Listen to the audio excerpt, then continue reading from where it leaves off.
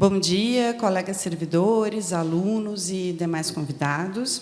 Meu nome é Candice, eu sou vice-coordenadora do Núcleo de Extensão Ampare e vou conduzir a nossa manhã de hoje.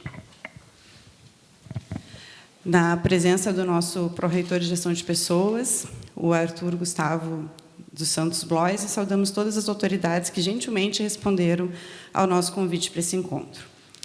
Nós chamamos para compor a nossa mesa de abertura do Seminário Nacional Ética nas Relações Universitárias, promovido pelo Ampare e pela Comissão de Ética, a reitora Márcia Barbosa.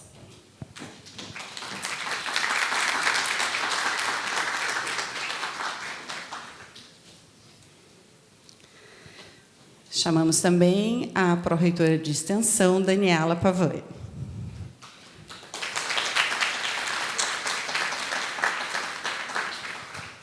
A presidente da Comissão de Ética, Irma Bueno.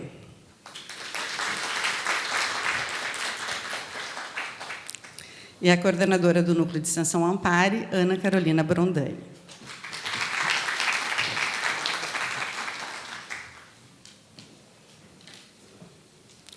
Com a palavra, a coordenação do Ampare, Ana Carolina Brondani. Obrigada, Candice. Então, bom dia a todos e todas. Eu sou Ana Carolina, sou atual coordenadora do Núcleo de Extensão Ampare.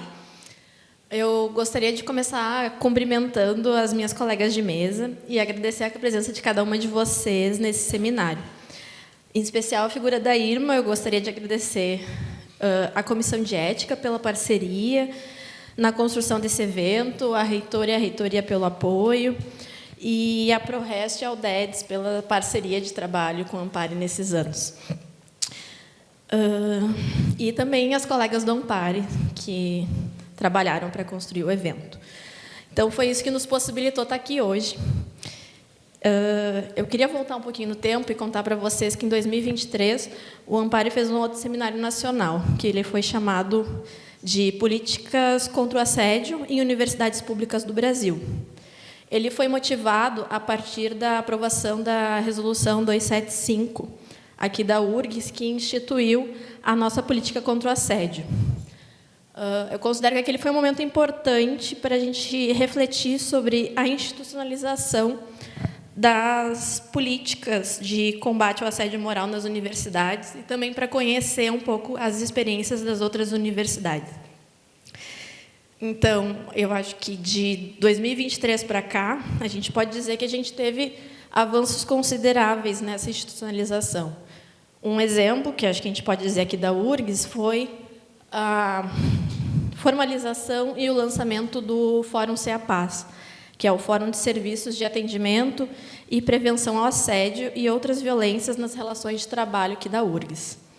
E também, o outro exemplo que eu quero trazer é o decreto que instituiu o Programa Federal de Prevenção e Enfrentamento do Assédio e da Discriminação no âmbito da Administração Pública Federal. Os dois em 2024. Essas foram conquistas importantes, mas, mesmo assim, a gente ainda tem muito que avançar no caminho para a construção de uma cultura que respeite e valorize a diversidade humana e que a gente consiga promover um ambiente universitário livre de violência. Então, depois desse histórico, eu chego hoje aqui no nosso seminário, que é Ética nas Relações Universitárias. Por quê? Porque, para se prevenir o assédio e outras violências, nós precisamos olhar para como é que estão as nossas relações e o que a gente pode entender como ético nas relações frente à diversidade das pessoas que constroem e habitam a universidade. Então, eu gostaria de convidar todos e todas para essa reflexão e desejar para a gente um ótimo seminário.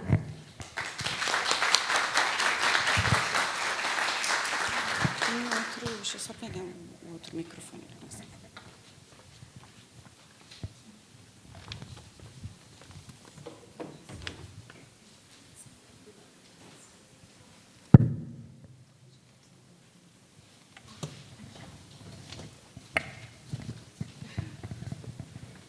A gente está se ajustando aqui. Com a palavra, a presidente da Comissão de Ética, Irma Bueno. Então, bom dia, colegas. Em nome da professora Márcia, cumprimento as colegas de mesa, agradeço principalmente ao Ampare por ter entendido e nos chamado a conversar para fazermos este seminário, para virmos aqui conversar sobre ética nas relações universitárias, que Código de Ética do Servidor Público Federal é da década de 90. Então, é antigo já, mas ainda assim muito pouco discutido. Na URGS, a Comissão de Ética é criada em 2015. E, mesmo assim, era pouco difundida, pouco conhecida, pouco acionada. É muito recente, como a Ana falou, as nossas resoluções internas, os regramentos da URGS, sobre o que se espera de um agente público desta universidade no seu agir ético. Então, este espaço, este momento, para nós podermos conversar entre nós, o que nós entendemos, o que nós queremos, o que nós necessitamos das nossas relações éticas entre nós, é muito importante. A presença de vocês aqui nos demonstra que estamos no caminho certo, que estamos conseguindo fazer com que esse debate aflore, que seja construído coletivamente e que os membros da Comissão de Ética, que nós temos vários colegas aqui hoje, estão fazendo um bom trabalho, né? É um trabalho que desacomoda a nós, que estamos na comissão, desacomoda aqueles que passam a pensar que podemos e devemos e no que fazemos para procurar essa comissão, no que essa comissão vai atuar, e que ética não é para ser algo punitivo, mas é para ser algo educativo, que é bem o nosso papel de universidade. Então, espero que esta manhã seja muito produtiva e que desacomode, e que nos leve a refletir para que, em breve, tenhamos mais momentos como estes. Então, uma excelente manhã para todos nós.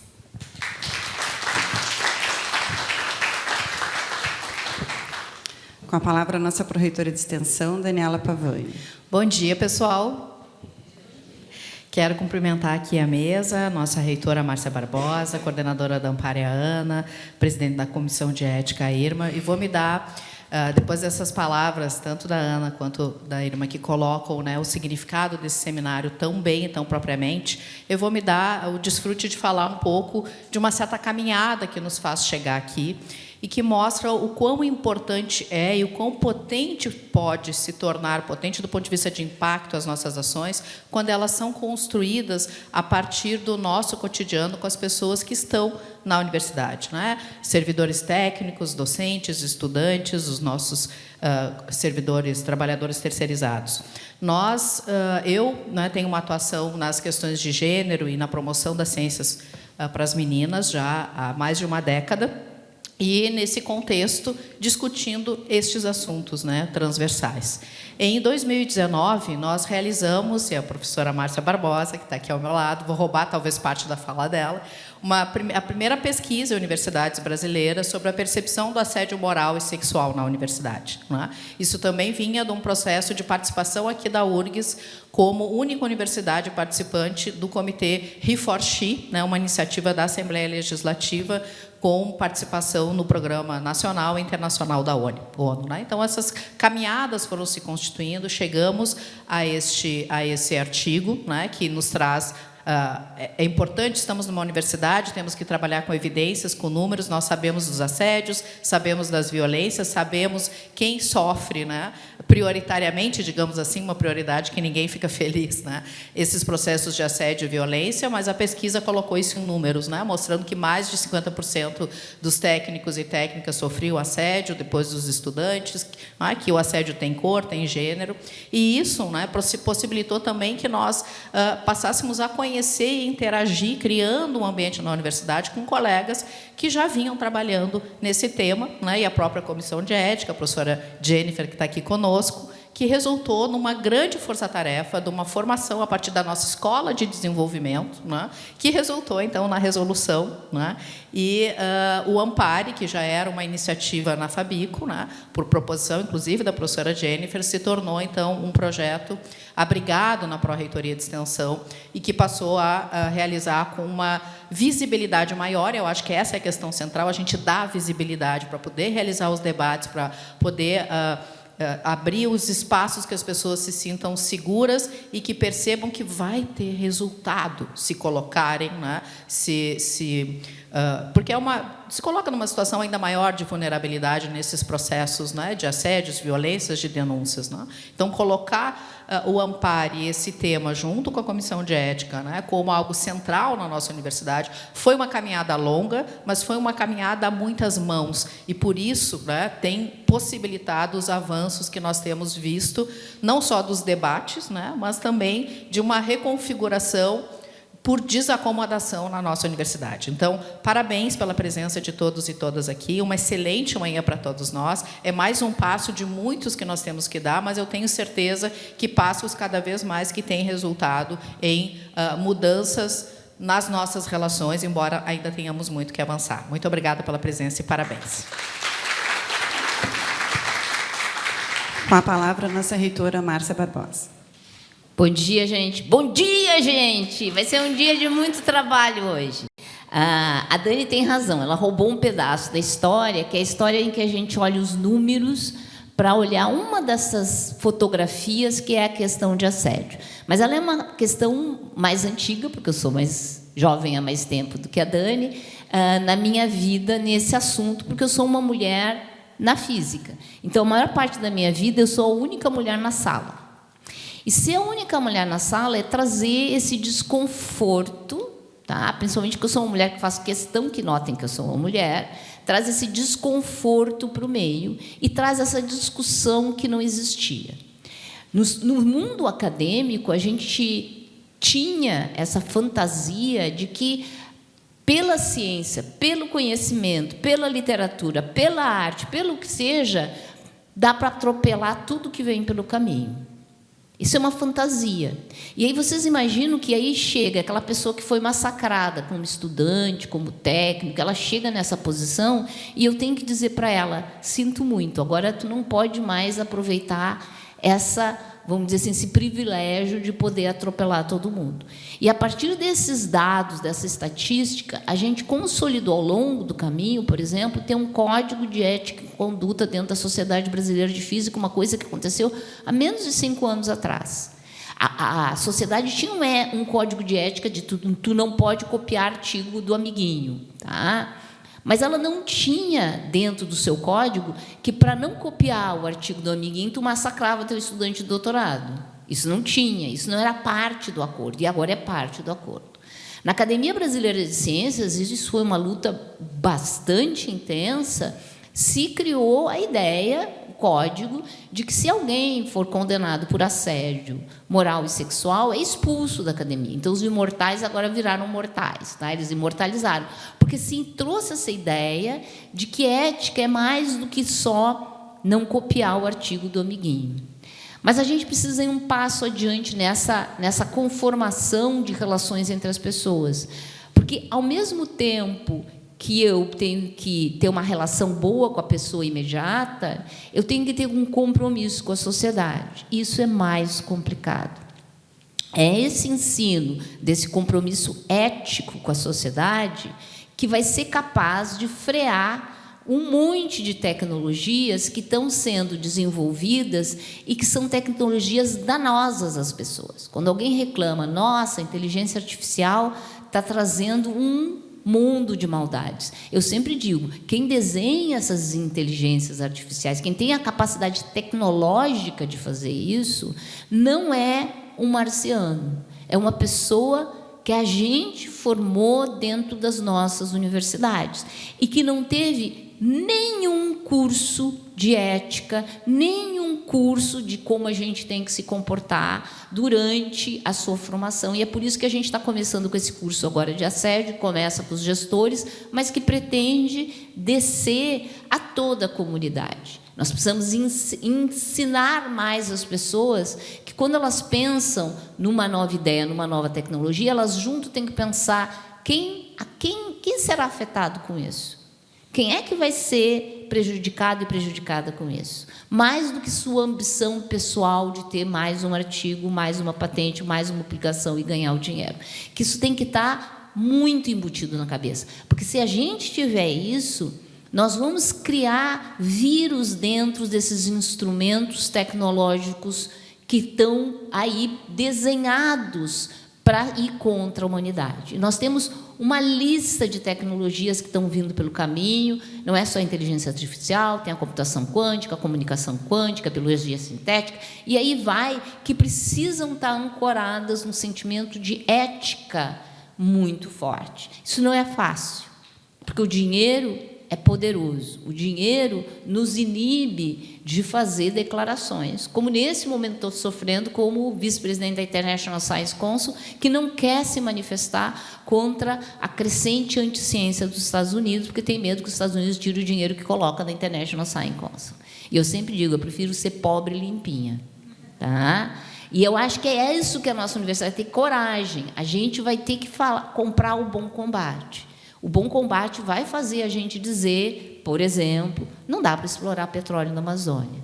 A gente vai ter que dizer isso. E dizer isso tem consequências financeiras, inclusive, tem consequências em tudo, mas gera um novo pensar que tem que estar no DNA da nossa URGS. Então, assim, eu desejo para vocês um dia de muita produção, de como é que nós vamos fazer, são vocês que vão desenhar, como é que a gente vai dar continuidade a esse projeto que vai ter que estar entranhado em toda a administração da nossa universidade.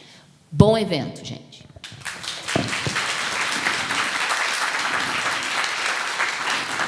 Obrigada. Nós encerramos a nossa mesa de abertura, agradecendo a presença de todas. E, a partir desse momento, daremos início à conferência A Potência Ética da Vida Universitária, a ser proferida pela professora da Faculdade de Filosofia da URGS, Priscila Spinelli.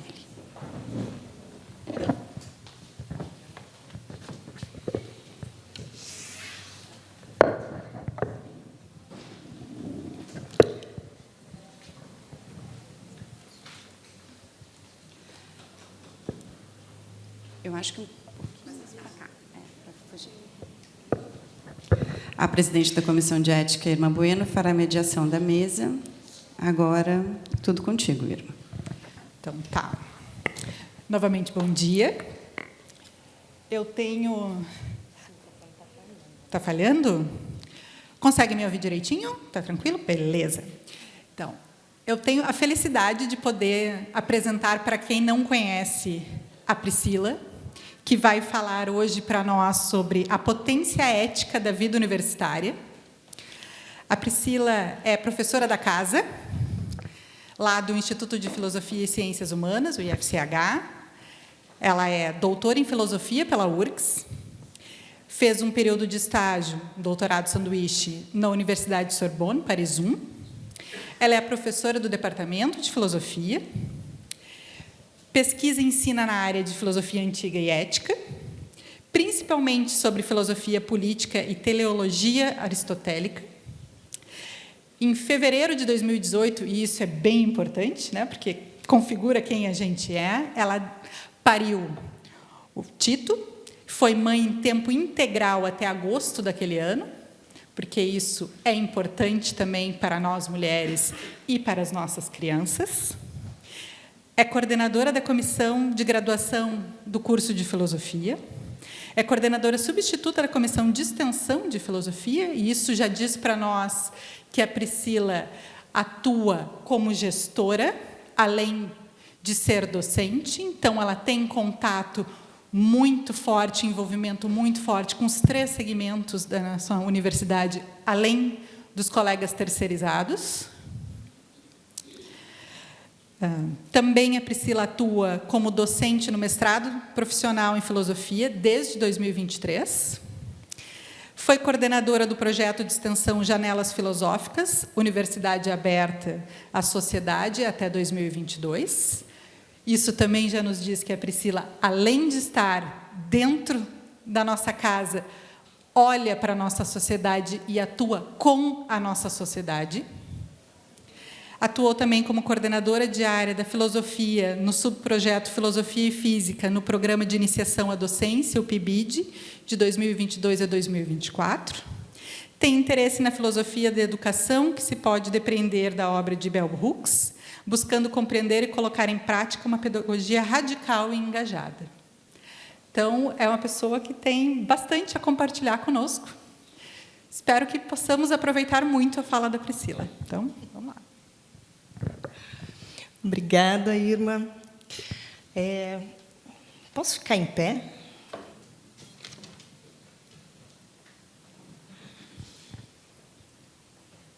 Eu falo melhor quando as pernas estão livres. Não, se eu vou ficar aqui, de repente tu fica para lá, não sei. Gente, então, bom dia. Eu recebi com muita honra o convite de fazer a fala de abertura aqui, chamar de conferência, para mim, dá uma pomposidade que me intimida um pouco. Primeiramente, através do meu colega, o André Claudet, que faz parte, então, da Comissão de Ética, e, posteriormente, pelo pessoal da Ampare e tal. E eu hesitei um pouco na hora de escolher sobre como falar, mas depois quando cheguei à conclusão, achei que era a escolha que poderia dialogar com vocês. Então, como a Irma falou, eu tenho uma formação toda tradicional ou academicamente tradicional na filosofia, mas meus interesses foram cada vez ficando mais concretos em relação à vida na universidade. Então, eu quero conversar com vocês um pouco sobre como eu entendo que tenha sido a minha formação e o que leva à constituição de certos lugares dentro da universidade e de certas posturas e de certas formas de relacionamento que podem, e daí a potência do título da minha fala, que podem encaminhar e nos desencaminhar aqui dentro. Então, assim, eu entrei na URGS em 1999. Fui fazer filosofia. Eu aprendi muitas coisas, é bem verdade, né? Aprendi muitas coisas, umas delas muito boas, outras nem tanto. E as coisas sobre as quais eu quero falar que eu aprendi, e eu acredito que muitos e muitas de vocês vão se identificar com isso, e é por isso que eu trago essa história, não é com o intuito de falar de mim, mas é com o intuito de, através da minha história, reverberar alguma coisa em vocês. Então, dessas coisas, né, que eu aprendi, a principal delas no início, eu tinha 18 anos, era que o conhecimento era uma coisa, se não muito importante, talvez a mais importante. 18 anos, muitas dúvidas, muitas confusões na cabeça. Mas aqui eu encontro um lugar em que eu vou chamar de refúgio, né? Um lugar de refúgio onde eu podia pensar acerca de grandes questões, onde eu podia esquecer um pouquinho, talvez bastante, dos problemas de casa, dos problemas com a família, né, das minhas inseguranças. Nesse momento, eu também comecei a cantar. Faltou entrar ali, eu sou mãe do Tito e eu sou cantora também. Tá? Então, é muito perigoso me deixar nessa posição com o microfone na frente. Daqui a pouco eu posso fazer qualquer outra coisa com ele. Mas muitas inseguranças e então eu encontro ali na universidade, né? Então eu peço que vocês refaçam o caminho de vocês um pouco junto com esse que eu estou contando, que é o meu. Encontro esse lugar de refúgio em que eu preciso estudar e preciso estudar muito. Não vim de uma escola tradicional, não vim de uma escola que era segundo grau, né? Que tivesse me preparado para aquele momento de estar ali. Eu não tinha erudição nenhuma. A primeira vez, só para fazer uma piada interna, eu preciso fazer com meu colega. A primeira vez que me foi apresentada a noção de substância em Aristóteles, eu fiquei chocada, eu não entendi absolutamente nada. Eu achava que substância era aquilo que compunha, por exemplo, o shampoo, né? Tá lá, substância. Substância era um conceito, no fim das contas, da química que eu tinha aprendido na escola, né? Era substância, era aquilo. Totalmente perdida. Mas, ao mesmo tempo, tinha algo ali que me confortava nesse ambiente universitário, que era o seguinte: não importava muito como é que eu estava vestida, não importava muito, devo dizer, naquele momento eu sentia assim, se eu era mulher ou não, não importava se eu era feia ou bonita, não importava se eu era mais magrinha, mais gordinha, não importava, o que importava era o conhecimento. E era em relação a esse conhecimento de filosofia que eu demonstrava nas minhas provas, que eu demonstrava nos meus trabalhos, que eu era valorizada.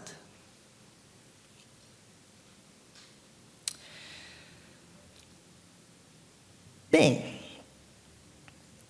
acontece que isso, ao mesmo tempo em que me dava um conforto e era um refúgio, isso também foi se transformando em um lugar de fuga.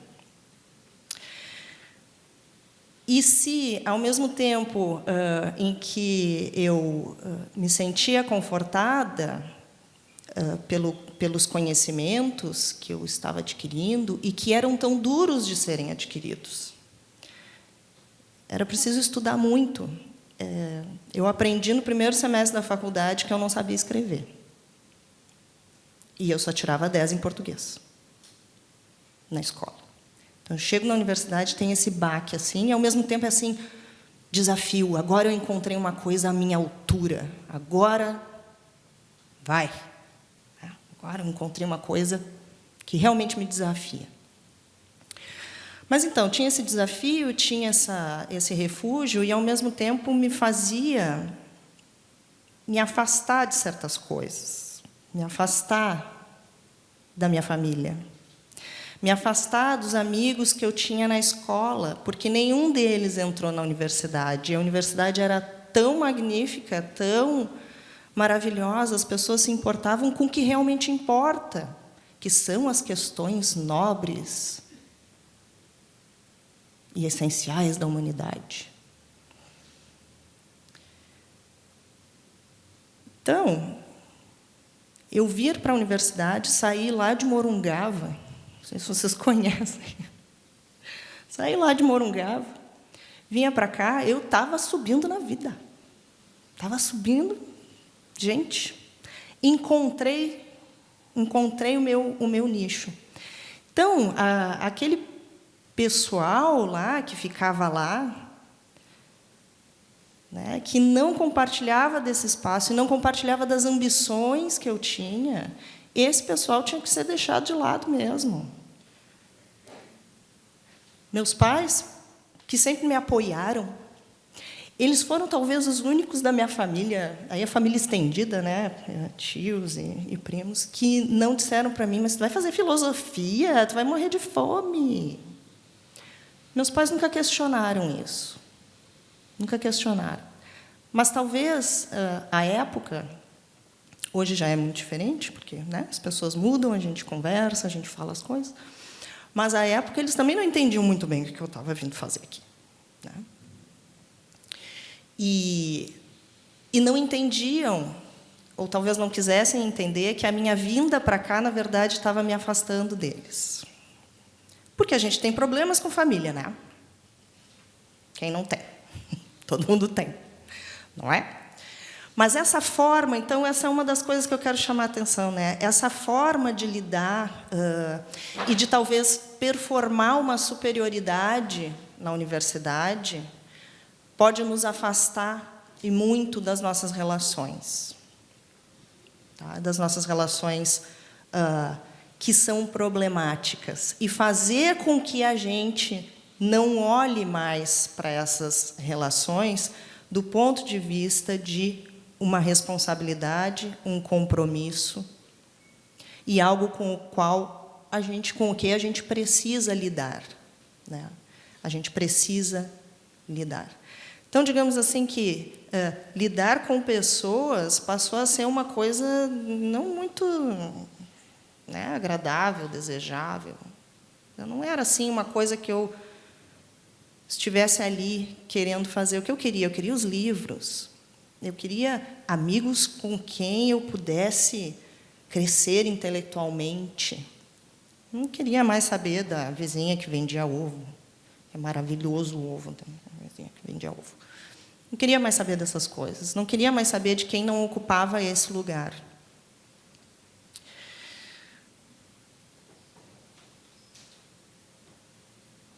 Então,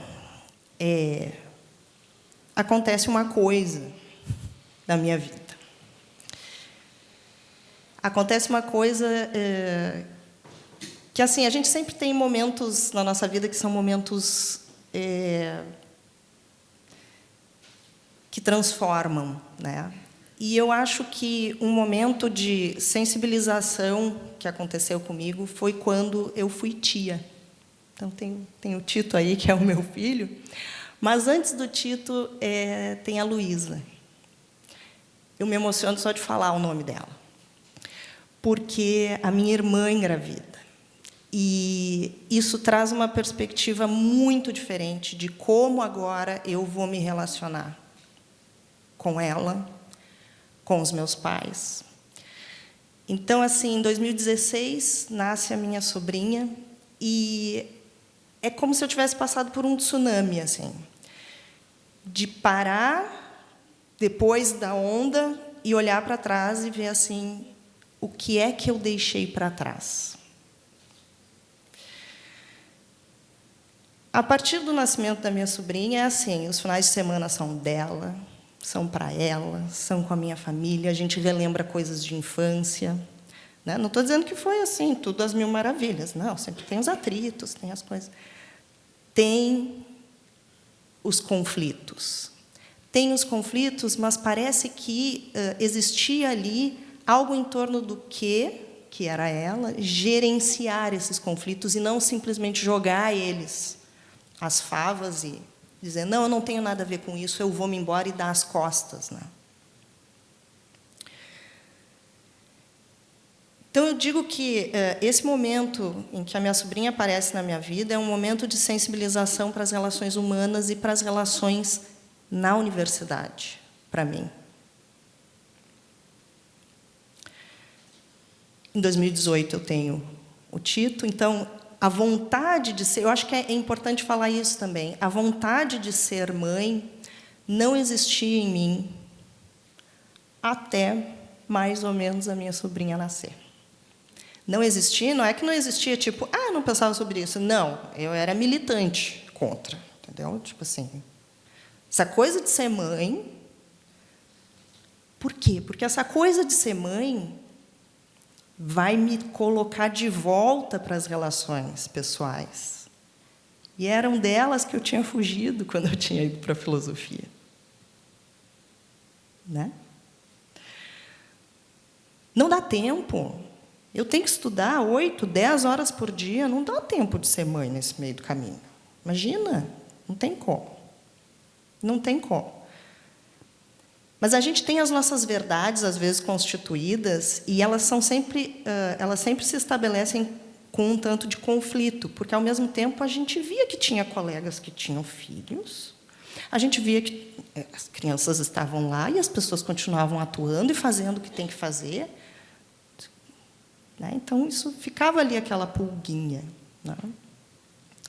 Mas, enfim, 2018, então, vem o Tito, e aí, sim, é mais um tsunami que, né, transforma totalmente.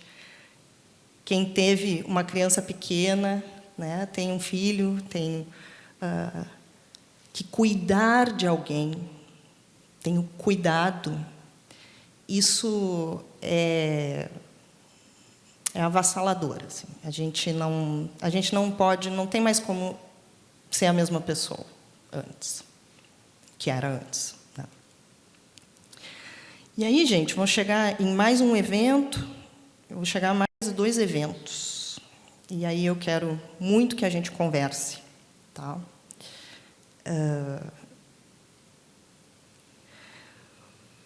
O penúltimo exemplo que eu quero chamar a atenção é o da pandemia. Né? Agora, ultimamente, ela já anda meio esquecidinha das nossas conversas e tal. Mas que momento, né? Que momento, que coisa difícil que foi. E, nesse momento de isolamento, fico eu em casa, eu, meu companheiro, pai do Tito, e o Tito, com recém-feitos 2 anos de idade, preso dentro de um apartamento. Né? Estou eu e a canção aquela, quase enlouqueci. E as atividades na universidade ficam suspensas, né? E uma das coisas que eu mais gostava de fazer, que eu mais gosto de fazer, que é dar aula, foi suspensa. Uma outra coisa, aliás, a primeira coisa que foi suspensa e que é uma das coisas que eu mais gosto de fazer foi o coro da OSPA. Foi a primeira atividade coletiva da qual eu participava que foi suspensa. E aquilo foi muito duro, porque, né, quem participa de coisas coletivas sabe assim, como é importante estar ali com as pessoas. Eu gosto de cantar, mas eu não sou de cantar solo, essas coisas. Eu gosto de cantar com um grupo, encaixar as vozes. É uma coisa muito maravilhosa. Então, ali também foi suspenso. Né? Suspensas todas as atividades na universidade, ninguém sabia o que fazer, como fazer. Eu sei o pessoal, né, tentando achar um jeito de como retomar as coisas. E, então, alguns alunos e alunas do curso, querendo fazer alguma coisa, né, e nós estávamos também sofrendo ataques diretos do, então, governo naquela época, inclusive, né, não só a universidade, mas a filosofia especificamente. Em 2019, eu não lembro, não sei se vocês se lembram, né, que teve um ministro que dizia que filosofia não servia para nada, que era uma coisa que só servia para as pessoas depois ficar vendendo bonequinho de epóxi, uma coisa assim. Coisa horrorosa. Enfim, os estudantes vieram procurar o departamento querendo fazer alguma coisa. E, então, eu abraço. E hoje eu posso dizer assim, eu abraço eles primeiro, eles e elas primeiro, e depois uma ideia. E então nasce o Janelas Filosóficas, cujo nome foi dado pelo André. Não sei se tu te lembra disso. O Janelas Filosóficas nasce, então, nesse momento. Num momento de muita incerteza e de... vamos fazer alguma coisa online, vamos fazer alguma coisa virtual, vamos fazer. Né? Eu me coloco ali, num lugar de alguém que não sabe o que vai fazer. Eu abracei primeiro eles, eu disse, né, eles e elas, os nossos alunos e alunas, e depois a ideia que eles trouxeram. E vamos fazer alguma coisa juntos. Então, com Janelas nasce é um espaço em que essa metáfora de janela, de algo que está aberto e que permite tanto a visão de dentro para fora, quanto a visão de fora para dentro. permite também com que eu saísse do meu lugar de professora que dá aula, que ensina, que lidera, que comanda, para um lugar de trabalho colaborativo em que eu não sabia nem fazer uma live, não sabia nem o que era um card, não tinha Instagram, zero. E ali eu vi que, se eu não deixasse os estudantes conduzirem aquela atividade, aquilo não ia acontecer. E eles conduziram, e conduziram muito bem. Eram 17 estudantes. À época, foi eu e o meu colega Nicolai que coordenamos do ponto de vista da extensão, né? A gente registrou a atividade. E nós fizemos por 2 anos e meio, até findar totalmente, né, e todos os espaços serem reabertos depois da pandemia. Eu fiz, então, 3 edições do Janelas Filosóficas. A professora Márcia Barbosa foi convidada, tem uma live com ela também. Tem live com o André, tem live com muitas pessoas de dentro da URGS e de fora. E de fora, num sentido tanto não acadêmico, filosófico, né, como de fora, num sentido não filosófico, mas de outras perspectivas e outras áreas que dialogam inevitavelmente com a filosofia. A filosofia tem esse lugar pretensioso de querer transitar por todos os assuntos, né, e querer conversar com todas as áreas de conhecimento. E eu acho que eu preciso dizer isso também, foi nessa experiência do Janelas Filosóficas e numa experiência de ouvir os estudantes que eu comecei a abrir um pouco os olhos, e eu não acho que eles estejam totalmente abertos ainda, porque eu aprendi com eles também que isso é uma questão perene, que é abrir os olhos para as questões de raça, de gênero, de sexualidade e de classe. Porque ali eu tinha estudantes de muitos tipos, né, diversos, e que faziam reivindicações diferentes, que pediam coisas diferentes. Não, eu quero que o evento seja mais assim. Não, eu quero que tal palestra seja mais assado. Não, vamos convidar um fulano que está lá não sei onde, porque ele faz tal coisa, tal coisa. E eu nunca tinha ouvido falar desse fulano. Vamos convidar. Vocês querem convidar? Vamos convidar. E eu estava junto em quase todas as palestras, quase todas as conversas. Tem uma pessoa muito especial que acabou ficando muito... Eu vi o quão incrível ele é, e ele segue sendo uma pessoa muito incrível. Na época, era um menino, tinha 19 anos. O Marcelo Marques. Ele tem um canal no YouTube chamado Aldino Vilão. Assistam. Vale a pena. Uma aluna nossa chega lá: professora, conhece o Aldino? E eu: que é Aldino Vilão? Que é isso? É nome de Pokémon e tal. Que Pokémon? Eu vou saber, não conheço nada. E aí eu conversei com o menino.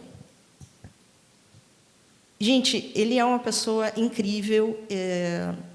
Ele agora está com uns 22, 23. Agora já está adulto. Mas ele era ali um pós-adolescente com muita potência, e que queria traduzir a filosofia em termos mais palatáveis, menos técnicos, para que as pessoas compreendessem. E eu vou dizer para vocês que eu aprendi muito sobre didática com esse menino. A capacidade dele de fazer metáforas é incrível. Mas, só para contar de alguns, chamamos, então, grandes figuras também, que não estão nos cânones ou não estão exatamente na universidade, embora tenham também uma passada pela universidade, que é Daniel Munduruku, é Gerson Baniwa. Então, assim, e eu ouvi todas essas falas, eu assisti a todas essas pessoas, conversei com essas pessoas, tinha um backstage, a gente conversava antes de começar as coisas. Então, ali, o Janelas, eu acho que foi um evento transformador para todo mundo que participou dele. E, por fim, agora eu chego ao último episódio, para já encerrar e a gente conversar. Eu vi que tem gente aí anotando coisas, então eu quero ver o que as pessoas têm para conversar. Que é um evento complicado, que acontece enquanto nós estamos tendo janelas filosóficas, né? Mas ele acontece que não é segredo para ninguém, mas é o caso de um ex-aluno nosso do doutorado, que teria sido, então, é assim que chega para nós, né? Ou é divulgado na mídia e aparece. A primeira coisa ele é um racista, né? E ele é um estudante de doutorado em filosofia.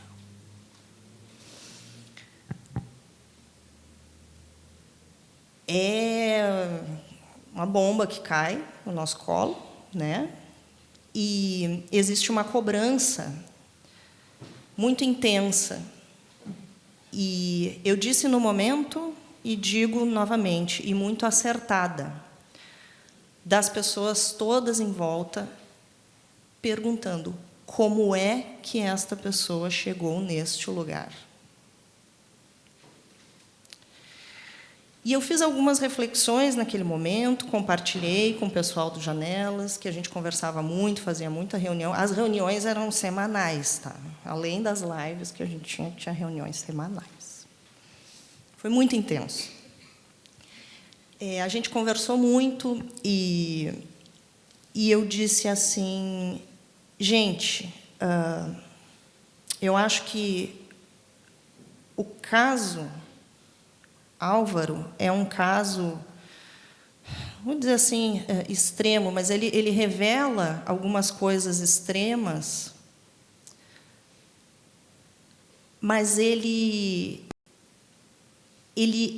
é isso, ele exemplifica de maneira extrema algumas coisas que são muito comuns que acontecem dentro da universidade.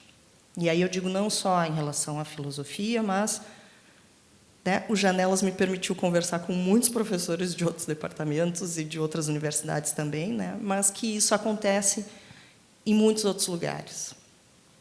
Que na universidade, a gente não se importa com quem nós somos. Se não importa quem nós somos, pouco importa quem nós somos.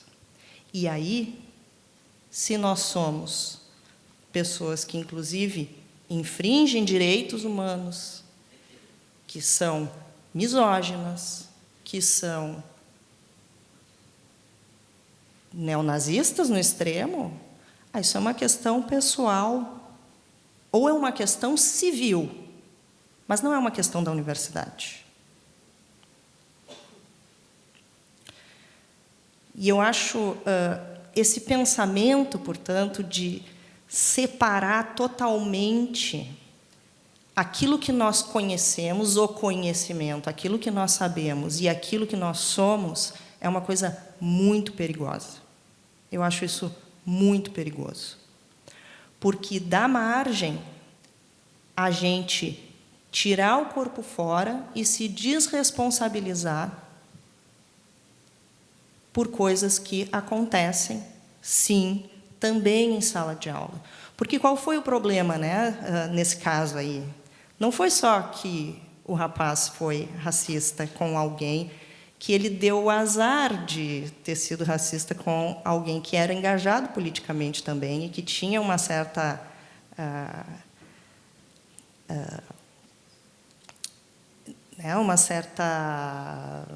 ele estava um pouco na mídia, assim, né? Ele teve o azar de cair justamente de mandar mensagem para a namorada dele, desse cara. e que era estudante da URGS também, né? Mas não foi só isso. Quando estoura essas falas racistas dele, o que acontece? Por que a gente é cobrado? E eu digo que a gente foi cobrado dentro da universidade de maneira muito, muito acertada por parte dos estudantes. Porque esse aluno, o Álvaro, já tinha feito outras coisas. E nada efetivamente foi feito. Ele já tinha tido falas misóginas, homofóbicas, mas aí era assim, a fala homofóbica chegou para a Irma. Uma fala. A fala misógina chegou para mim. Mas era uma fala. A fala supremacista branca chegou lá para um outro colega. E nós nunca conversamos sobre isso. De forma que a gente tinha diante de nós todas as peças do quebra-cabeça, mas as peças nunca se juntaram. E se elas tivessem se juntado, alguma coisa poderia ter sido feita antes, né? Alguma providência poderia ter sido tomada. E quando eu digo a fala misógina chegou para mim, é porque chegou mesmo, tá? Foi comigo mesmo. Mas era uma fala. Então, como a gente não pode se meter na vida dos alunos, não pode falar sobre o que acontece com eles ou deixa de acontecer. O que acontece ali dentro, isso aí tudo é fofoca, a gente não pode se meter. Não tem que se meter, até porque a gente tem coisa mais importante para se preocupar, né, pessoal? Tem o conhecimento. E aí as coisas acontecem debaixo do nosso nariz e a gente não vê.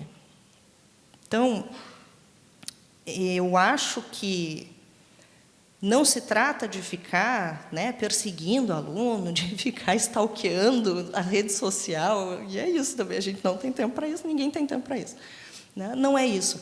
Mas eu acho que a gente precisa, e agora eu falo do meu lugar de docente, né? Eu acho que, como docente, a gente precisa estar atento, a gente precisa ser sensível às coisas que ocorrem dentro da sala de aula.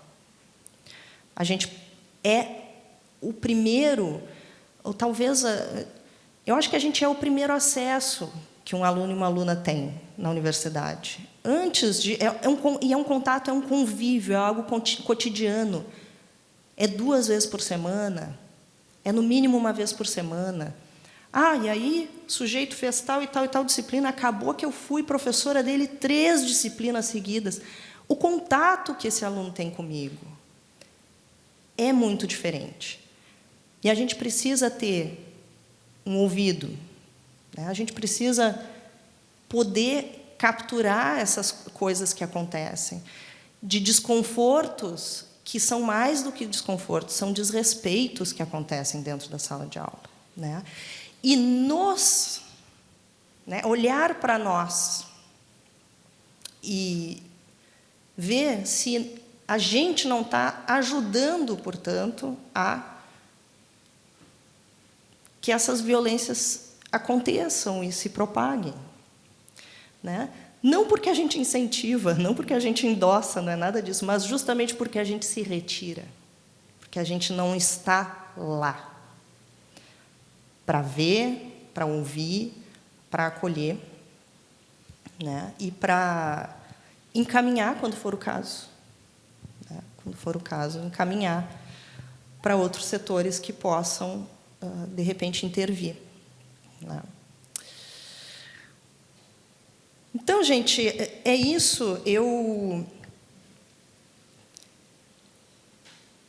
A última coisa só que eu quero dizer é que, durante esse momento de pandemia também, eu topei com essa moça, falecida em 2021, chamada Bell Hooks, cujo nome não é Bell Hooks, é Gloria Watkins, mas ela adota o pseudônimo Bell Hooks com minúsculas, em homenagem à sua avó ou bisavó.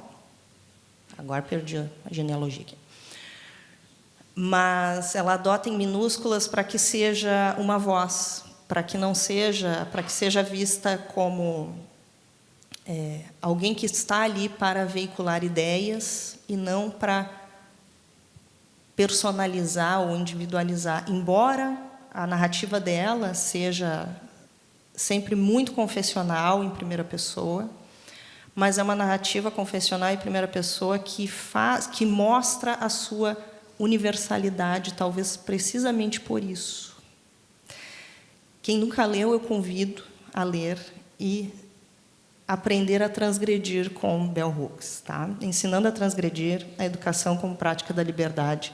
É um livro necessário para todo docente. É um livro necessário. Seja porque a gente vai espernear lendo ele, seja porque a gente vai se dar conta de algumas coisas que a gente faz e pode fazer diferente. Então tá, gente, muito obrigada.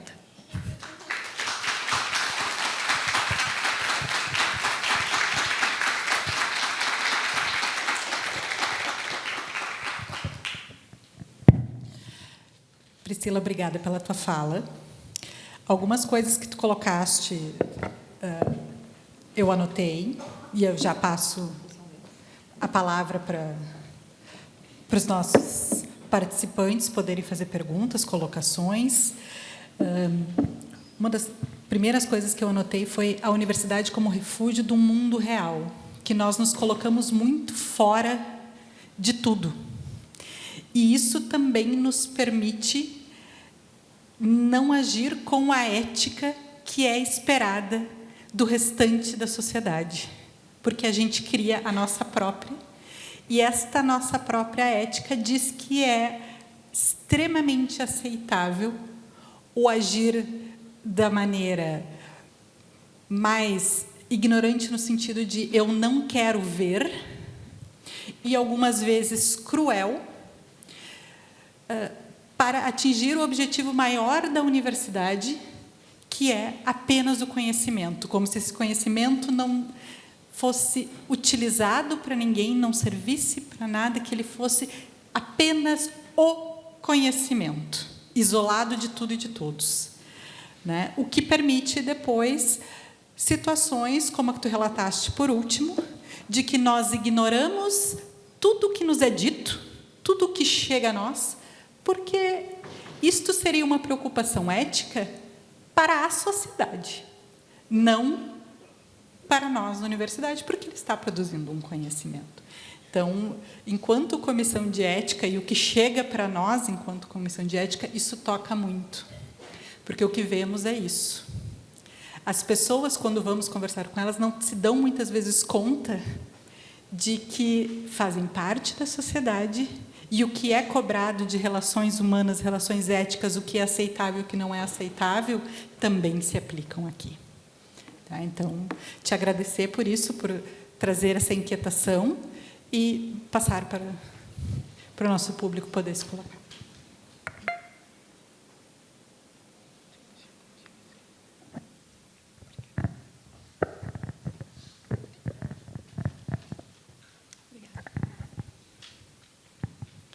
Bom dia a todas, todos. Sou Luciane Coelho, professora do Departamento de Música aqui da URGS. E tenho uma história de mais de 40 anos ligada à universidade, porque sou aluna desde extensão, com 5 anos de idade, então sou filha da casa aqui. Antes do Prelúdio, tinha um projeto lindíssimo da Leda Osório Martins, da FACED, em parceria com a Discoteca Pública, antes de se chamar Casa de Cultura, o tempo da manivela aqui.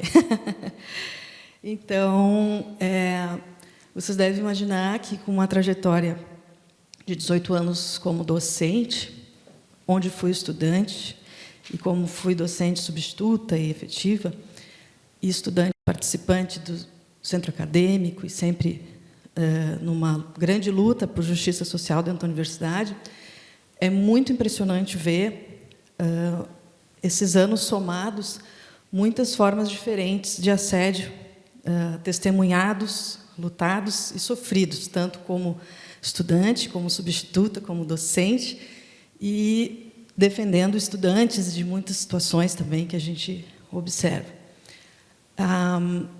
Aprendi da pior forma que o assédio na universidade e também em tantas outras universidades, seja na privada ou na pública, mesmo com estabilidade, é um tipo de assédio que tem hierarquias.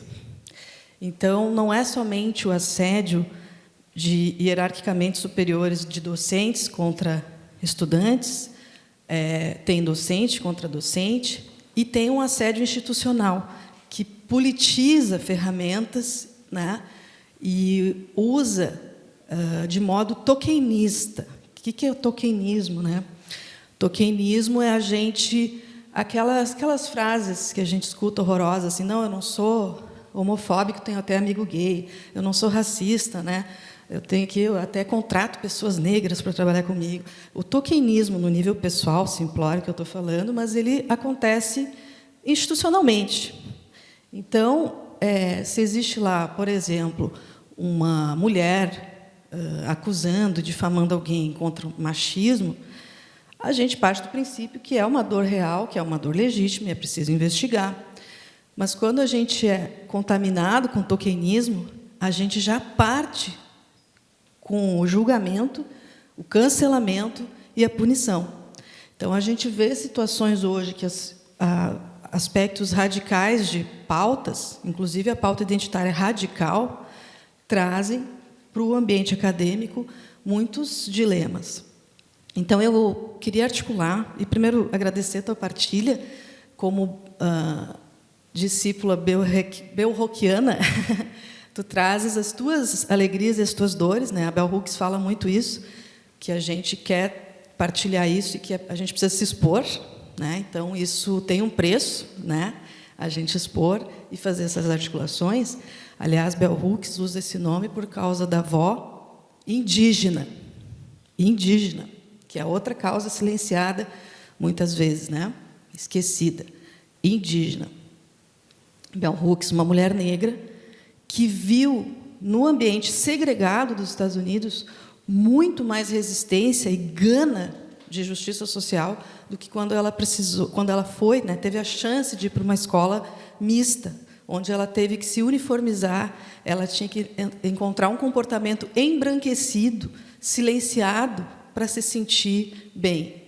E a Bell Hooks relata que, quando chegou na universidade, viu mulheres brancas feministas e achou, agora sim eu vou me encontrar, Bell Hooks começa a se fortalecer na teoria da mulheridade negra, porque aquele feminismo branco nascido, né, na luta pelo voto das mulheres brancas, né, aquele feminismo branco não representava as dores dela. E a primeira vez que ela vê um professor universitário discutindo e incorporificando aquelas lutas que ela tanto sonhava em ver na academia, foi um homem branco brasileiro, Paulo Freire, que ela foi grande admiradora, depois grande parceiro de escrita e pensamento. Então, eu estou trazendo isso para a gente entender e pedir a provocação nessa manhã, nesse seminário, para a gente ver onde está esse tokenismo, né? Se a gente fosse fazer uma crítica radical, a professora Márcia, essa fala das mulheres da abertura aqui, professora Márcia, vocês perceberam que fala sempre apaixonada, né, pela defesa da ciência, pelas mulheres da ciência, e ela diz que ela tem que se deixar muito claro que ela é mulher nos ambientes que ela fazem isso. Existem, por exemplo, linhas, e eu estou falando de um lugar como professora progressista, professora freiriana, bell-hookiana, progressista, artista também, que acredita no poder da música. E ela poderia ser facilmente cancelada com uma fala dessas em redes sociais, porque existem linhas que chamam mulher pessoas que menstruam, existem linhas que chamam mulher pessoas com útero. E, quando ela faz essa fala, seria facilmente recortada, como ela já foi por falar, por exemplo, alunas, ou coisa assim, usar pronome neutro. É muito fácil ser cancelada, e num período que a gente vive, de maneira injusta, né? Ser difamada de maneira injusta. Então, eu lembro o caso de uma professora na Universidade Federal de Pernambuco, que ela foi fazer a chamada, e aí citou um nome, E esse nome era de uma estudante, uma mulher trans, que nunca tinha ido à aula. E aí aquele nome de registro na universidade era um nome masculino, o gênero masculino do nome. E ela não sabia, e ela não conhecia a pessoa visualmente. Então, ela não conhecia o nome social, não conhecia a estética daquela pessoa socialmente apresentada, e ela foi fazer a chamada. Naquela aula, já aquela pessoa se sentiu vitimizada como um ato transfóbico. Naquela mesma aula, ela já saiu no corredor, buscou apoio do centro acadêmico e virou um escândalo nacional como uma professora transfóbica. Então, sendo uma professora que tinha um histórico de atuação eticamente correta, de boas práticas, inclusive dentro do escopo do campo progressista.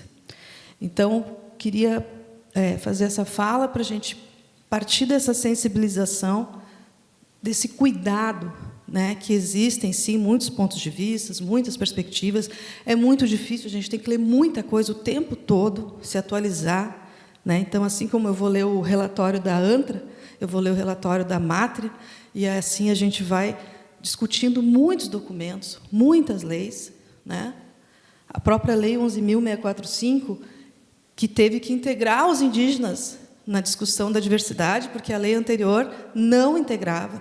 Os NEAB do Brasil tiveram que botar o izinho de NEABI, porque não tinha o indígena. Então, são pautas legítimas, que são dolorosas, muitas vezes, mas que a gente não pode ser imediatista, e a gente tem que dar a escuta do contraditório. A vítima desse aluno da filosofia, um menino negro, é, inclusive, mais conectado ao que a gente chamaria de pautas conservadoras, de direita, e foi vítima de racismo. Né? Então, vejam que são dores apartidárias, são dores que existe, sim, um posicionamento político, mas ele precisa ser de defesa da justiça social, acima de posições do espectro político partidário. Desculpa a fala longa.